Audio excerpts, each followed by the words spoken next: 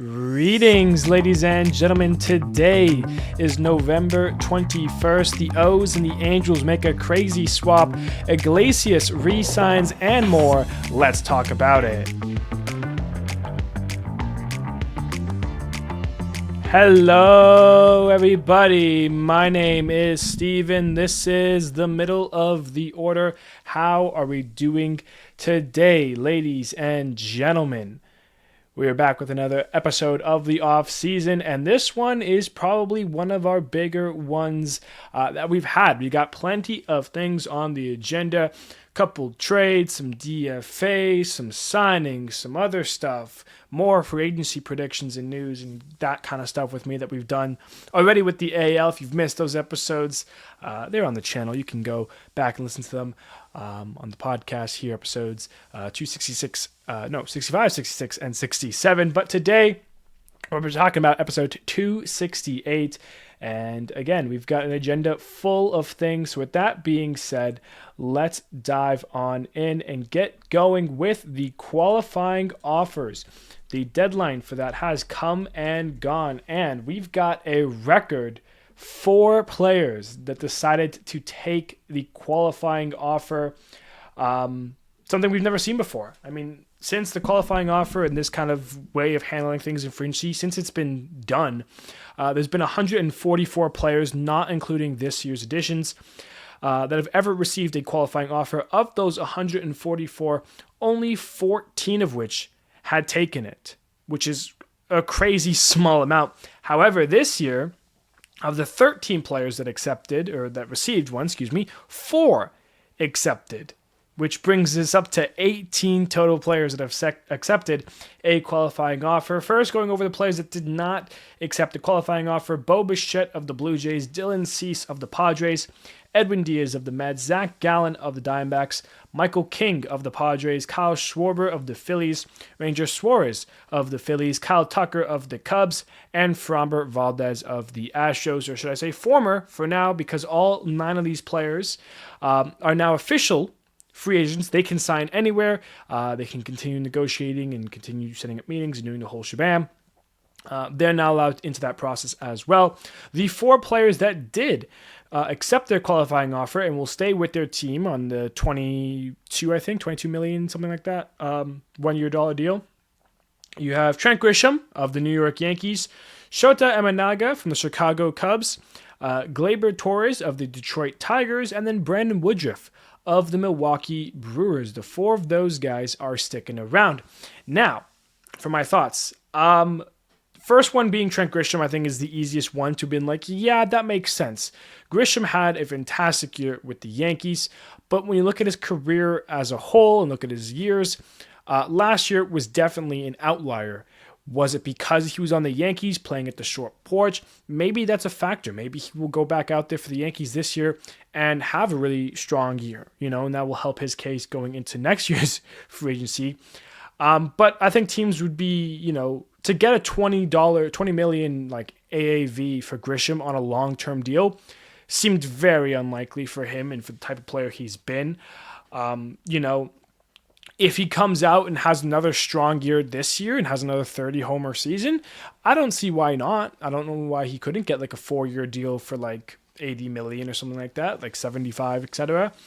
But for the Yankees, I was kind of shocked to see his name in the qualifying offer. I mean, yes, he's a good player, but I don't know if he was, $20 million worth. And I don't know if the Yankees thought he was going to get more money and why he would accept it. I think the Yankees accepted it or gave him a qualifying offer, hoping he wouldn't take it. That's kind of what the reactions I've been seeing on social media for Yankees fans and the Yankee fandom. I think they're content with bringing him back as a player and what he was able to do for them last year, but it does kind of, handcuff them a little bit for center field now. Like, that's now your center fielder, right? That's the plan, right? Or are you going to move him to left field if you get a center fielder? Like, the whole thing with Kyle Tucker, they were supposed to be in on him a little bit. Like, what's the situation there now? Because that's now $20 million that's drawn out of Tucker's paycheck, essentially, if that was the case. So, interesting there. The starting pitchers in the Central, I think it's kind of a win-win there, both Shota Imanaga and Brandon Woodruff. When Emenaga opted out, people were like, wow, like all of a sudden this 5-year deal is like, we're done with Emenaga. Like, it's crazy. You still have him. He's coming back. I think maybe it was a little bit of that, like, oh, I don't want to test it out as much as I thought. It's an interesting relationship there. And the same for Woodruff. I mean, he's obviously been dealing with a lot of injuries the last 2 years. But he came back at the end of the season and he looked really good. His arm looked healthy. He looked strong dealing out of that Brewers bullpen. Sorry, not the bullpen, the rotation.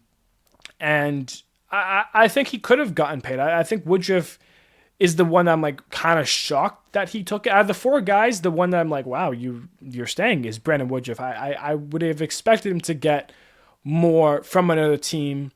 The best thing about this is it helps the middlemans, by Grisham signing and staying, a guy like Harrison Bader and Cedric Mullins, they're going to get paid more for the teams that need a center fielder.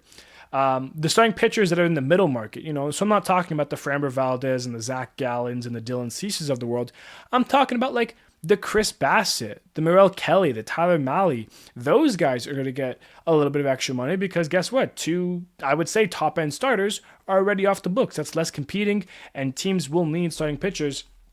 So yeah, I think this is good. And then for the Gleyber Torres situation, I think, similar to Grisham in terms of like, had a really strong year with the Tigers. He was an all-star. Could he have gotten more? Maybe. I think the situation is a little bit different because he's a second baseman, and I feel like the second baseman market isn't as strong as the center fielder one. Like, obviously, Cody Bellinger, who played left field for the Yankees, he could play center field. We've seen him do it before. Guys, like I said, Cedric Mullins and Harrison Bader. Like, there's more center fielder options than there were second baseman options. A team hunting a second baseman, I feel like Gleyber could have gotten a little bit more, but decided to stay in Detroit. Good for him. And obviously, I think the Tigers, $20 million for your second baseman is a lot of money, but I also think out of all the guys that they would need that they could have gone and got to manage that second base hole, I think Gleyber is up there. So, I mean, I think they're, happy with it. Maybe they thought maybe a little too much. Maybe they were hoping he was going to walk. Regardless, that's how it lands. So 4 guys accept a qualifying offer, a record 4 guys, should I say. And I think part of the reason why is because it takes the average salary of the top, I don't know how many players off the top of my head, but that keeps going up and up. The qualifying offer used to be what, 14 million, 15 million, then it was 16, then it was 18. Like, it just keeps going up and up and up because teams keep giving players more and more money so that the top salary average annually keeps going up and up and up, and eventually, I mean, that's what you're going to get. So something to consider going into the future for qualifying offers. But we will continue to move on because we've got to talk about some non-tenders and some DFAs because those deadlines have come and passed. The non-tender DFA. Of course, this is to set up the Rule 5 draft, which happens on December 10th.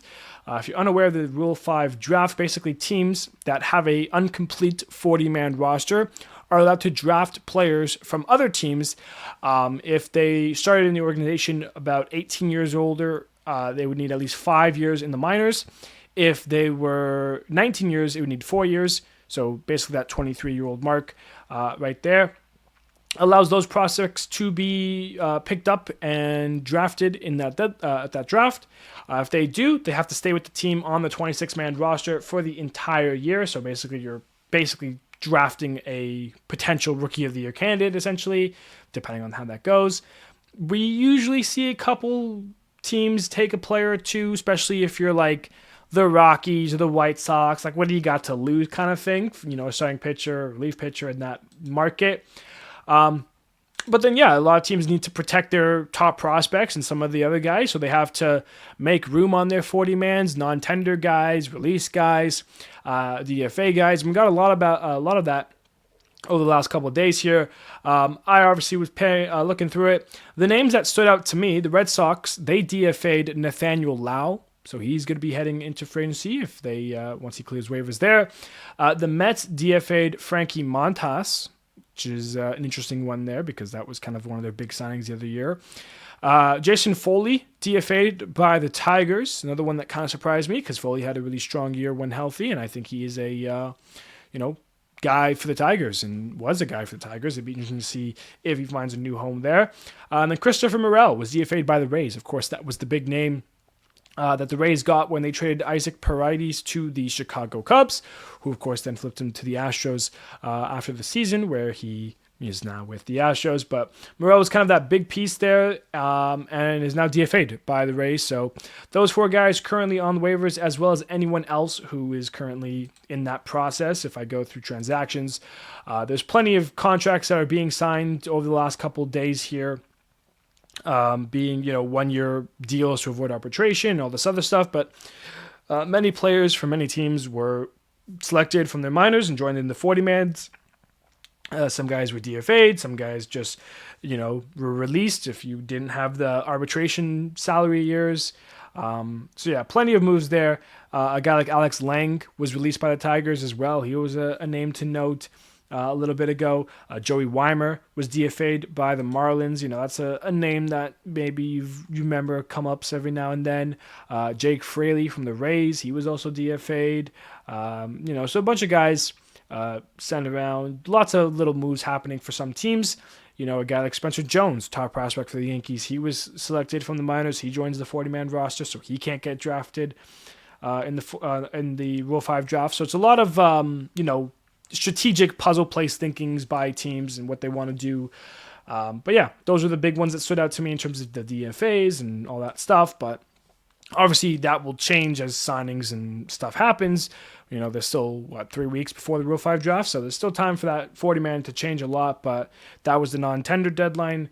Players who were not tendered or, not getting there on the 40-man, they could be potentially stolen by another team. It's always kind of an intimidating time if you have an onslaught of prospects or young talent, should I say, as well. Moving on here, we've got kind of the big news to talk about of the weekend, the week. To me, this is some crazy news. The Orioles and Angels decided to make a trade, make a crazy swap.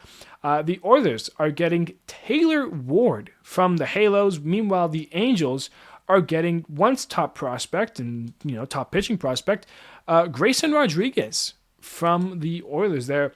I gotta say, this one kind of surprises me from both ends. The more I think about it, the more it kind of like, oh, I love this for both teams. I think it makes sense. I haven't really got my head around it just yet, though, but I gotta say, it is a little bit interesting. Of course, Taylor Ward, he's a fantastic player. We've seen him be kind of one of the top players for the Angels in recent years, especially with Trout's injuries history. He kind of takes some of those best Angels of the last 2 or 3 years. You go back to 2022 even. I mean, you take just the last 4 years of his career from 2022 to 2025. He's accumulated over 10 WAR for the Halos with, 98 home runs and 783 OPS. He's been a very standout, solid player. Of course, debuted with the Angels back in 2018, where he wasn't as good. But after COVID, he just has gotten better and better. His big standout year would have been, I think, 2022. He had an 833 OPS, 139 hits, a 281 batting average, career high in terms of his slash line there. Last year, the hits are kind of getting a little bit less and less, but he is hitting more and more home runs. Had a career year, career high 36 homers last year he did, with an OPS of 792, just slightly less than 800 there.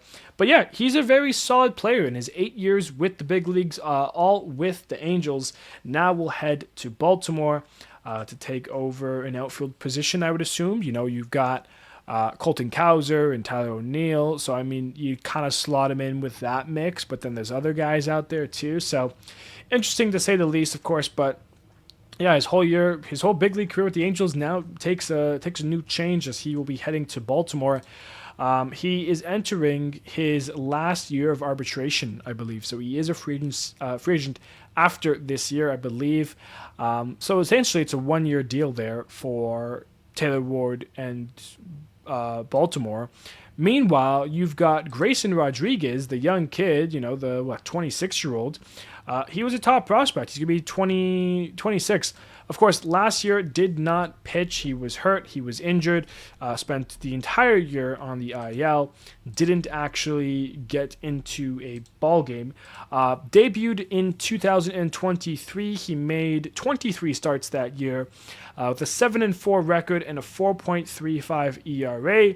In 2024, he made 20 starts before getting hurt and had a 3.86 ERA. Was 13-4. He was off to a really solid year before missing the last 10 starts, just about 10 starts on that season. So as a whole, in the 2 years he's pitched in the big leagues, 2023 and 2024, he's got a 20-8 record, a 4.11 ERA in 43 starts. In 238 innings pitched, he's stricken out 259 batters. So he is a very solid pitcher. What kind of makes this sense is because the Angels obviously are, they always need starting pitching. And I think Grayson Rodriguez for giving up Ward makes a lot of sense. What kind of throws me off in this trade is that the Angels, the Orioles, like I said, they're getting about 1 year. Maybe it's 2. I'm pretty sure it's just the 1 year of Taylor Ward, unless they can meet for an extension somewhere. Grayson Rodriguez is still in pre-arb. He's not even getting paid $1 million yet. So, that's a big prospect, I guess, or big player to give up for, what he's making. He's got the last year of pre-arb this year, but the next year is his first year of arbitration. He still has 4 years of team control. So the Angels traded away Taylor Ward and his contract for a guy who, at most, could be your number one. Like, Grayson Rodriguez has the talent to be the ace of an Angel staff right now. I think right now it was listed as Yusei Kikuchi. So, Kikuchi versus Rodriguez, when healthy, I will take Rodriguez happily over Kikuchi. So that's the deal there. Angels get 4 years of Grayson Rodriguez. Of course, if he pitches very well, that's the money that they'll have to shell out to him, obviously, throughout the arbitration process. And I guess that's kind of maybe some of the headspace there for Baltimore and just trying to save a little bit of just try to get an outfielder for a budget, I think. I think Ward obviously gets paid. His contract is, $11 million for his arbitration he'll end up about, which for an outfielder, capable of hitting 30-plus home runs, I think that's very solid as well. So it's an interesting swap. Orioles need power. They need an outfielder. They get a guy who has both of those. Angels need pitching. They get Rodriguez. I think it's a good swap. It kind of reminds me of the Luis Arias, Pablo Lopez swap that happened a couple years ago between the Marlins and the Twins. Twins needed an infielder that can hit for contact. That's what Miami needed. Twins needed a pitcher. Easy swap, bang and bomb. And yeah, that's kind of what that reminds me of. So, O's and Angels make that swap. That wasn't the only trade to go down this week, though, because the Braves and Astros also made a swap as well. The Braves are receiving Mauricio Dubon from the Houston Astros in exchange for Nick Allen from the Atlanta Braves. He will be heading to the Astros. The bigger name of the two, I would say, is Mauricio Dubon. He's had a couple of nice years with the Astros, of course. A little bit more as a depth piece, that fourth outfielder role. But has had big moments and has, become more of a starter in recent years.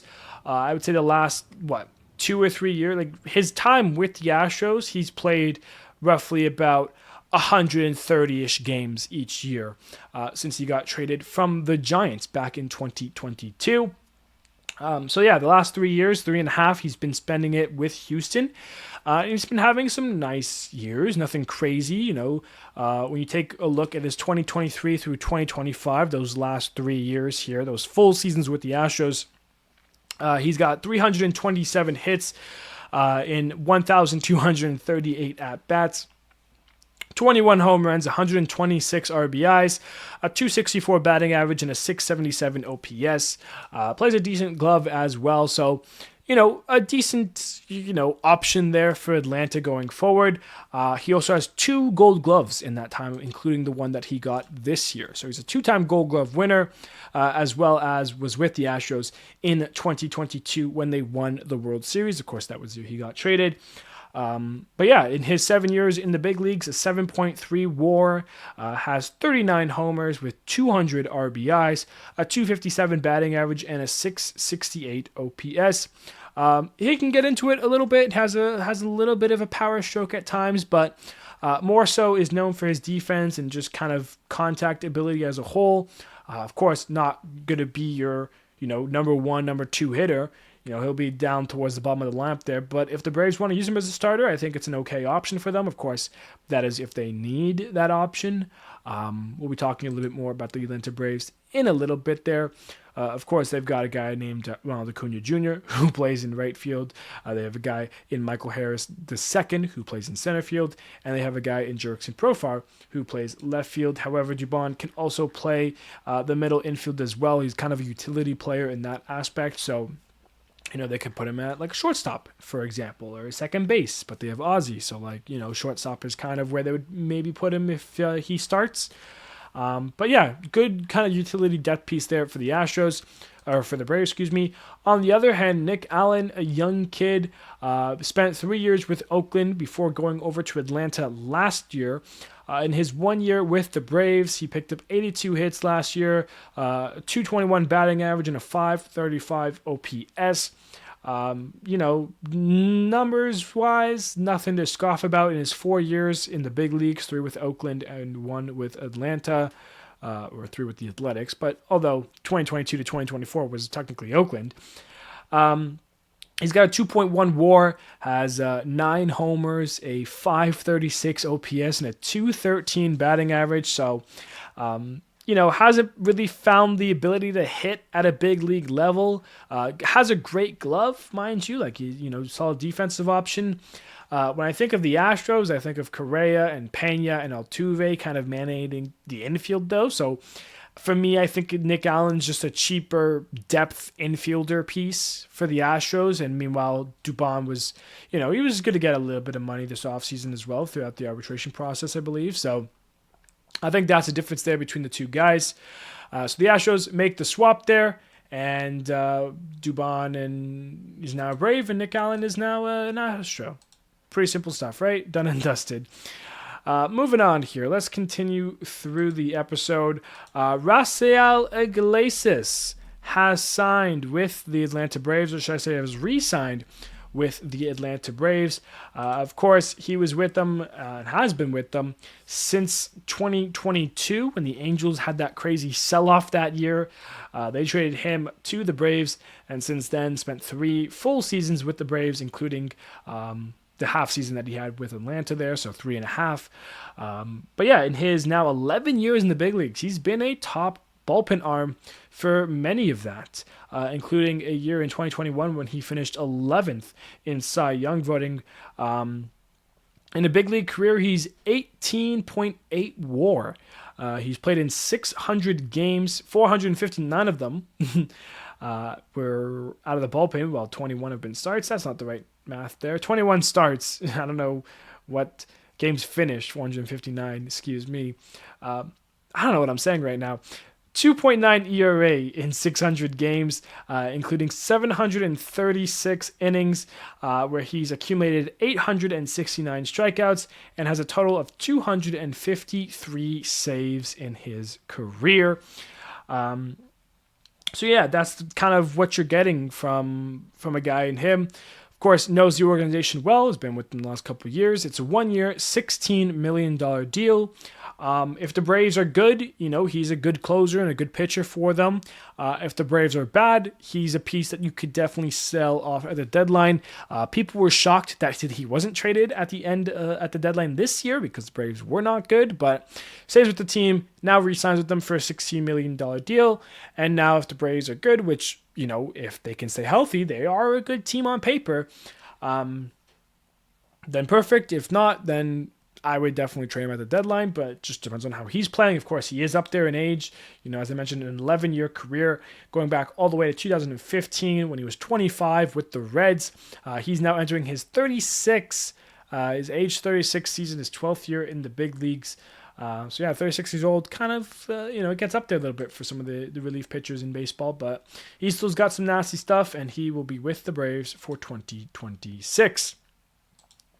Moving on here, some more news. Last episode, we talked about the Josh Naylor signing, of course, re-signing with the Mariners.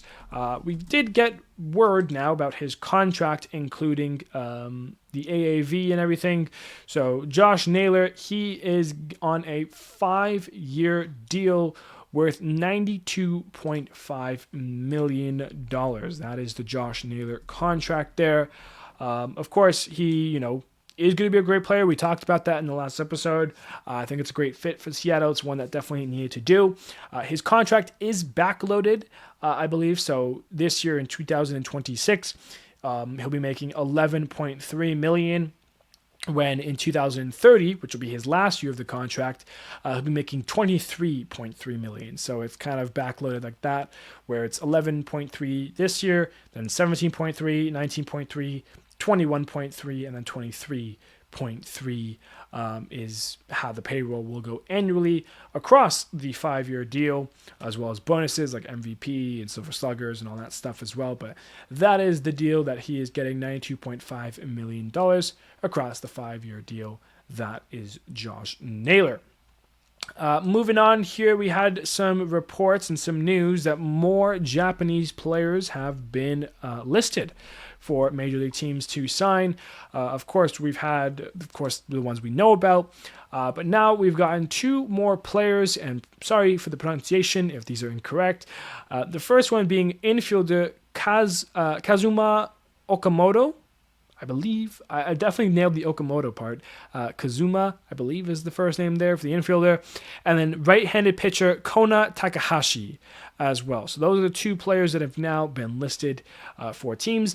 They've been listed at the same time, so they will both have until January 4th to reach a deal with an MLB team, alongside other guys like Munetaka Murakami and the pitcher Ippei. I forget his last name at the time, but I don't have it on my sheet here. But there are a couple of Japanese players currently listed, so we'll see if either of them can reach a deal with an MLB team. But that is the news coming out of the NBP. Some more news coming out of Pitchcom. Pitchcom has signed an extension with MLB. It's a pretty good extension, I'd say. So it's a 6-year extension. So for at least the next 6 years, we'll be seeing catchers and pitchers and players be using the Pitchcom system. Since it's been introduced, I've kind of liked it. I've kind of enjoyed seeing the buttons, and I like the technology behind it. Some people aren't crazy about it, which I can understand, kind of the old school putting down the fingers and everything.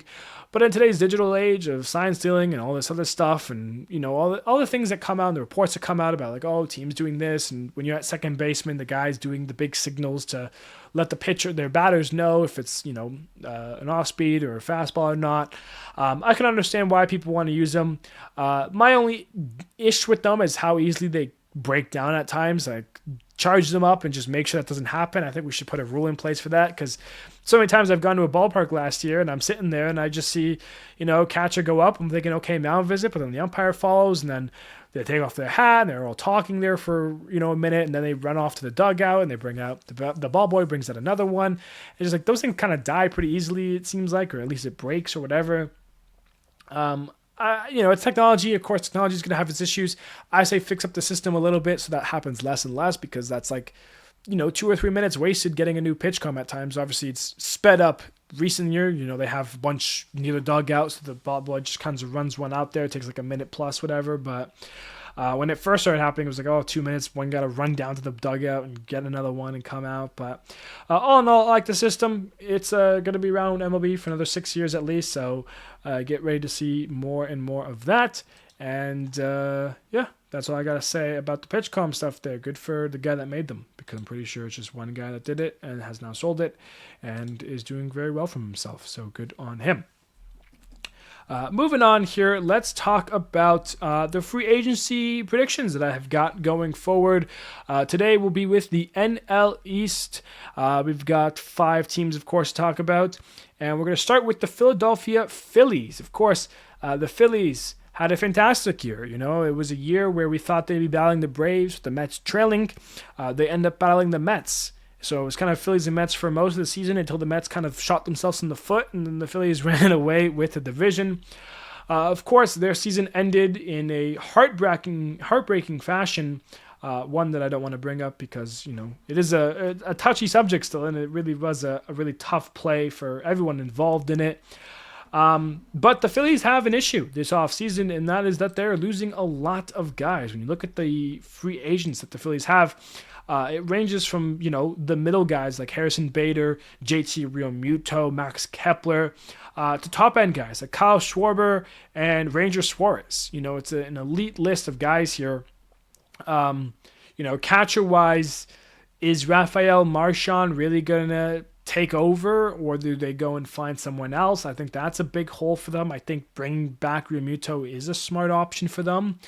But I think they have to also look at just either bringing back a guy like Realmuto, Suarez, and Schwarber and Suarez, or replace them. They have to get equivalent replacements. So if they're not going to bring back Schwarber or Suarez, they've got to get a power bat, and they've got to get a top arm. So guys like Dylan Cease and Framber Valdez could replace Ranger Suarez. If you're looking for power, I know Belling doesn't have the power that he once had, what he once showcased with the Dodgers, but I think Belling's an option. If you want, yes, you have Harper at first base. Go and get Pete Alonso from the Mets. That's a crazy, steal. Pete Alonso, that power bet, you have him play DH, or you have Harper play DH and move him to first base, because I think Alonso's got a decent glove out there. It would be a lot, but it would be interesting to take your division rivals, face of the franchise the last couple of years, and use that to replace Schwarber. I think that's where you got to be looking. Like if you're the Phillies, you got to fill in a catcher spot. You got to fill in for Schwarber, fill in for Suarez. So you're going to need a top arm. You're going to need a top power bat just to kind of stand still with what you guys have had. I think that's what you got to do if you're Philly, if you want to stay, as the favorite. I think the Phillies going into next year will be the favorites. I don't think anything the Mets or Braves do can change that. I think going into 2026, even as it stands right now, I would still put the Phillies as number one entering next year. But of course, that could change, but I think it'd be unlikely to change if the Phillies have a decently strong offseason, which I think they need to have with as many, free agents they are losing. The big ones, of course, being Schwarber and Suarez. You got to find a way to bring them back, replace them. Obviously, I think the Phillies would want Schwarber the most. I mean, he's been a dog for them in recent years, and he's been everything and more for the Phillies. But yeah, it's definitely a tough offseason upcoming for the Phillies, depending on how it goes. If they can't get Schwarber back, if they can't get Suarez back, if they don't get Realmuto, who are they going to land, right? That's kind of where you'd go. But yeah, that's where the Phillies are saying that's what I believe is necessary for them. Moving on here, we've got the New York Mets, who had a season, to say the least. I think it was unfortunate the way their season concluded. Would it have been fun to see them play against the Dodgers? Yeah, it would have, but I was also okay with the Reds, and I just wish they put up more of a fight. The Mets, similar to the Phillies, are in a situation where they have what seems like hundreds of free agents on the list. Just to go over some of the guys here, I mean, Pete Alonso, Edwin Diaz, Cedric Mullins, Tyler Rogers, Griffin Canning, Gregory Soto, Starling Marte, Ryan Helsley, Ryan Stanek, Frankie Montas that was DFA'd, Jesse Winker. Like, that's a huge amount of, free agents that are guys that are gone here. Of course, they still have a good team. They have Lindor and Nimmo and Soto, Vientos, Beatty, Alvarez. I mean, those three guys you kind of put your question marks on because it's like, are they good? Top prospects. Vientos had a really strong 2024. Last year, definitely struggled. Beatty has always been struggling, but last year kind of figured it out a little bit. Francisco Alvarez, he's good when healthy. The problem is, can't stay healthy, So you've got interesting players there and that mix there. But yeah, I just think that you've got to think about what the Mets really need to do in this offseason.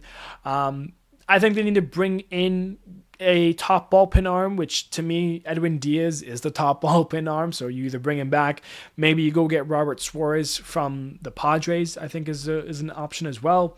But for me, and I think for many Mets fans, I think the big thing to do here is bring back Pete Alonso. I think that needs to happen for the Mets. And it just seems like it needs to happen. It kind of seems like Alonso's meant to be a New York Met for life. And I know what I just said about, oh, if you're the Phillies, you should go out and get Pete Alonso. I think that should be the case as well. But I think if you're the Mets, the same way the Yankees got Judge and kept Judge around, like there are certain players that you get, that come up in your farm system that kind of just take the fan base by storm. And you as a franchise have to do everything in your power to keep that guy there. And there's so many great examples of how that can hinder a franchise going forward. I mean, look at the Pirates and Paul Skeens. I mean, this is the window for the Pirates with Paul Skeens there. And if we're talking about, Pirates going to get rid of him, same thing with a guy like Tarek Skubal and the Tigers, and the Angels with Trout. Like, the Angels with Trout is an example of what a bad team should still be doing. Like, signing Trout to that big extension at that time, that was important for the franchise, for the fan base. Look at what happened with the Blue Jays. They were last year in the division. They were worried entering this year because, Bo's a free agent and Vlad's a free agent. They signed Vlad to a 14-year extension. They keep one of their young talents for sure. And they make it to the World Series. It does do a lot for a franchise and for the fan base to keep your face of the franchise, your top player. And even if it isn't top player skill-wise, but in many cases it is, Pete Alonso is that face of the franchise. I don't think it's Lindor. Soto, he spends so many years with so many different teams until, he's been there at least 5 years. I won't think of Soto as a Met still. I'll be thinking of him as a national Padre Yankee. Like, it's just hard to think of a guy like that. But Alonso has been a Met. He needs to stay a Met. And I think a lot of the fan base needs Alonso to come back. So I think that's what you have to do for your Mets. You have to replace Diaz in a way, bring back Alonso, and hope some of your young prospect continues to develop. Obviously, the rotation could use work, but I mean, Kodai Senga, is he due for a bounce back year? I think so. Sean Manaea, a full season of healthy, he'll be good. Yes, Nolan McLean could be Rookie of the Year next year, the way he pitched at the end of 2025 here. So rotation, I think, is solid. Yeah, you can add some depth to it. But I think the Mets have some top prospects, some young guys that they're happy about, that they're excited about. They just need to tap into the potential a little bit and have a really solid year. If Brett Beatty can continue to play, perfect. If Alvarez can stay healthy, perfect. If Luis Angel Acuna can figure out the offensive part of his game, he's an addition there. Ronnie Mauricio, he's going to get like a proper full season. He's been up and down, injuries, minors, etc. But, he's got all the power in the world, switch hitter. He's only 24 years old still. So options for the Mets, but I think signing Alonso is, top of the line, the most important thing for them. But maybe I'm wrong, but that's just what I feel, and that's what I think. Moving on here, we've got the Atlanta Braves, who had a season to forget. For so many years, they were top of the class. Last year, remember what it's like to be bottom of the basement. They were 10 games above the Nats, sure, but they finished fourth. They finished behind the Marlins last year, and, a part of that was because of how many injuries they were dealing with at certain times. But they had, kind of guys who played well still. They still have a very good team on paper. I like Jurickson Profar. I like Matt Olson. I like Ronald Acuna Jr. Drake Baldwin is your Rookie of the Year. He's now, the DH/catcher with Sean Murphy. I like both those guys. I love Austin Riley. I think Ozzie Albies is great. Michael Harris II. Now you throw in Mauricio Dubon. You got Vidal Brujan. Like, there's options. But when you look at the WAR from last year, those guys that I was just naming, outside of like Olsen, Acuna, and Baldwin, everyone else doesn't have more than 2. Like Albies has a 1.3 because he was hurt a bunch of times, and when he was healthy, wasn't at his best. Austin Riley spent a lot of the time hurt. Murphy spent a lot of the time hurt. Harris was down with injuries. Like, everyone was hurt at some times. You look at the rotation, same thing. Chris Sale still had a fantastic year, not a Cy Young year, but still a very solid year. Spencer Strider, he was hurt, and when he was healthy, was awful. He had one of the worst years of his career. Ronaldo Lopez was bad. Spencer Schwellenbach, he was, pitching well, got hurt. Like, it was just getting hurt. They still have AJ Smith-Shawyer, who's still hurt on Tommy John surgery. Like, it just got worse and worse for the Braves. In terms of free agency, they're losing a couple of notable names. The guys like Charlie Morton, Ha-Sung Kim, Marcelo Ozuna. But for me, the one thing I would say about Atlanta that really is the issue is depth. I don't think they have enough depth to get them through a full 162 season, because if Ronald Acuna Jr., let's say, gets hurt, Now you've got a hole in the outfield. Who's taking over? Eli White? Like, Eli White is not a guy who, has produced at major league level to sustain an NL MVP. So I think that's what you have to do if you're the Braves, is get some depth, not only for the roster, but for the rotation and for the bullpen. Guys like Jesse Winker, Jorge Mateo, bring in Jose Iglesias, Miguel Andujar, Luke Weaver, Ahmed Rosario, the guys that are maybe 5 to 10 million, roughly for a year or 2 years, and, put them on the bench. And then when Albies has an injury or something, you bring him in, or, you let them get their simple reps in every now and then. I think that's a big thing for the Braves, is that I think the bench, I'm looking at the bench right now listed, Michael Ciani, Brett Wisely. I mean, these aren't guys that I'd want on a bench for a team that can compete with the Phillies and the Mets. I think that's what you have to do if you're Atlanta. If you look at the minor league system, I mean, there's not any guys here. I mean, Alek Manoah, they picked up off of waivers from the Blue Jays at the end of the year. I think that could be a huge add. Bryce Elder, if he can figure it out, he's, a very solid pitcher as well. He's had shown successes, or flares of success, as has Manoah. So, I mean, that's 2 rotation pieces right there that are, could be successful if needed. If someone goes down from the rotation, that's a guy that they can bring up and have some success with. So, for me, for Atlanta, I think you got to look at just filling in some depth positions, getting those middle guys off the board. You have the top end talent. You have the Austin Rileys and the Matt Olsons and the Acuñas and the Chris Sales, and even bringing back Iglesias now. Like, you have that top end talent. You need that supplementary talent to, if that top end talent goes down, those guys can step up, and you can actually expect them to step up and produce at a major level. They've done it before. They can do it again. It's not as risky as going for a guy that, could get hurt again or just flares out. Guys who are solid options. And I think there's plenty of slot options out there in the free agency market for the Braves to worry about. So I think that's what you have to do if you're Atlanta. Figure out a ways to fill in those holes. Moving on here, we've got 2 more teams. We've got the Miami Marlins up next. And the Marlins and Nationals will be doing kind of quick-ish because, I mean, do we expect much from them this year? I mean, the Marlins had a lot of guys, have some emergence. I know a lot more Marlins entering this year than I did entering last year. The guys like Jacob Marcy, Augustine Ramirez, Griffin Conine, Graham Pauley, Javier Senhoja, Eric Wagaman, Dane Myers. Like, these are guys that stepped up, and, for a Miami Marlins team that was whatever, they were producing big moments and had, this kind of resurgence toward the end of the season. Kyle Stowers and Xavier Edwards, those 2 guys continue to lead this Marlins team, same as Otto Lopez. Connor Norby got to make his debut last year as well. So, as a whole, I'm much more of a fan of this younger Marlins team that are all kind of coming into their own at similar times. The rotation is still solid enough if healthy. I mean, Edward Cabrera, Yuri Perez, get those guys back at top notch. They've had success over the years. Braxton Garrett could be a huge part. Sandy Alcantara, what can you get out of him? Can he have a better bounce back year? I mean, he was once a Cy Young winner. Could he be again? I still think he's got, still got it in the tank if he needs to tap into anything. So if you're Miami, you're just looking to continue to just, help out those young talents, bring in some veteran voices, guys to help out, maybe take a chance on a couple guys, take a chance on a guy like Jordan Romano, a guy like Brent Sutter, maybe an Adam Frazier if you want some depth there, IKF, same thing. If you want a simple rotation guy, maybe go get a Jose Quintana. Like, there are options there for the Marlins. But yeah, I think it's just going to be a year of developing and seeing what you got. I think that's kind of where Miami's at here. And I think if you're the Nationals, you're in the same kind of boat-esque.